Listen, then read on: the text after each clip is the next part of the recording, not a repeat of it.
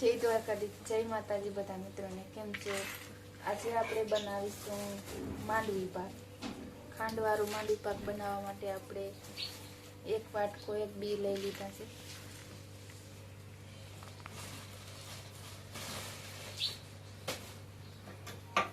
અને બીને આપણે શેકી લેવાના છે. વાટકો ભરીને બી એટલા માટે લીધા કે આપણે ખાંડની સાસણ મૂકવાની હોય એટલે પાછો આજમાં આપણે ખાંડ લેવાની છે.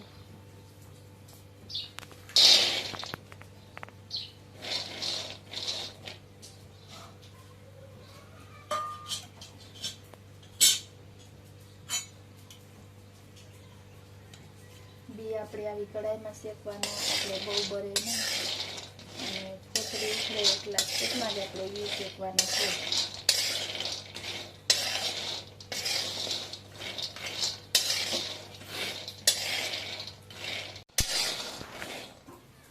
તો આપણા બી સરસ રીતે શેકાઈ ગયા છે. તો આવી રીતે સોતરી ઉખડે એટલે આપણે શેકવાના છે.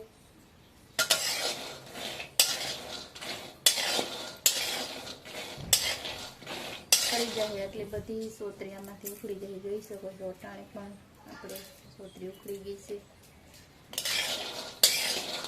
આપણે ગેસ બંધ કરીને અને બીને ઠરવા દેવાના છે.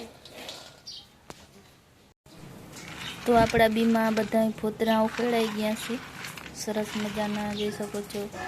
હવે આપણે આ બીને મિક્સર જારમાં ભૂકો કરવાનો છે. તો આપણે એને ભૂકો કરી લઈએ.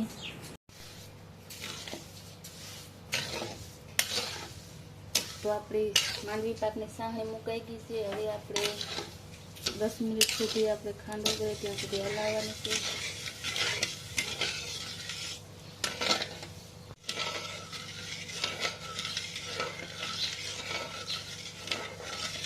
આપણે ગેસ ધીમો રાખવાનો છે. ધીમે ગેસે આપણે ધીમે ધીમે હલાવતું રહેવાનું.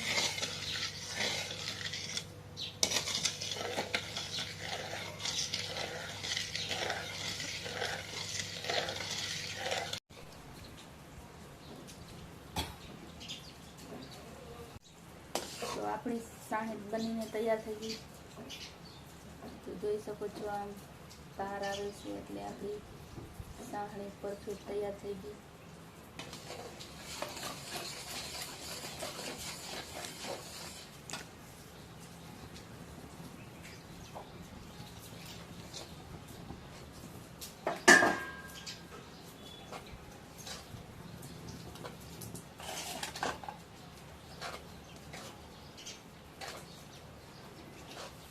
આપણે નાખી દીધો છે માંડવીનો ભૂકો અને મિક્સ કરી લેવાનું છે બધું.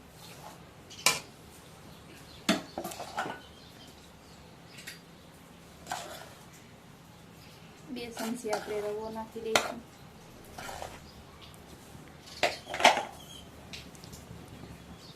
અને દરેલ ગુંદ લીધો છે તો 2 ચમચી આપણે ગુંદની નાખી દેવાનું.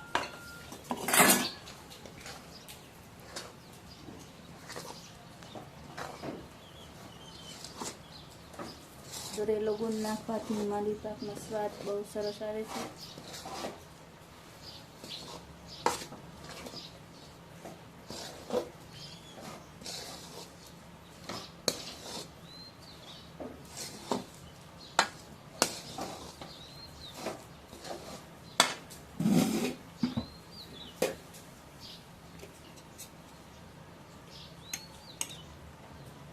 હવે નાખી દઈશું આપણે 2 ચમચી જેટલું ઘી.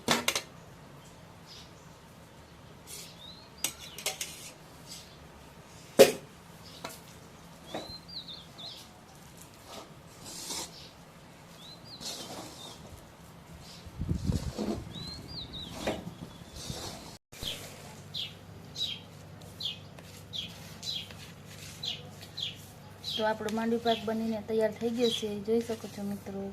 તો આવી રીતે આપણે પાથરી દઈએ સરસ, અને ઠરી જાય તે પછી આપણે એના ટીકડા પાડવાના છે.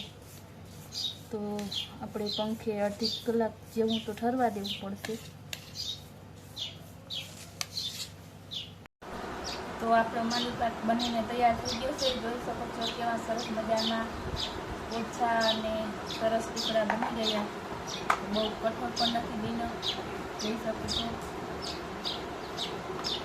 તો વિડીયો ગમે તો લાઈક, શેર અને સબસ્ક્રાઈબ જરૂર કરી દેજો.